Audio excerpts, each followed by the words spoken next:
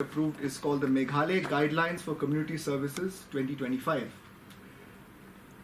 Now, this is also a reformative measure, as we know that when a person commits a crime and is convicted, usual punishment is either imprisonment in a jail or a fine.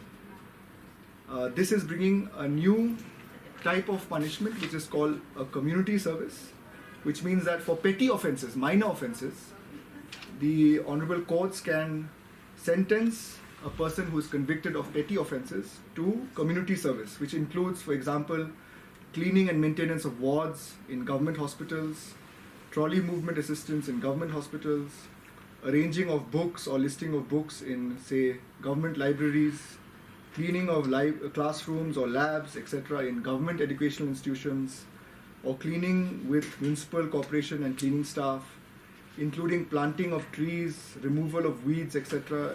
In plantations run by forest department. So these are basically community service that the person who's convicted of minor offences has to undertake to serve as a sentence after conviction in a court of law.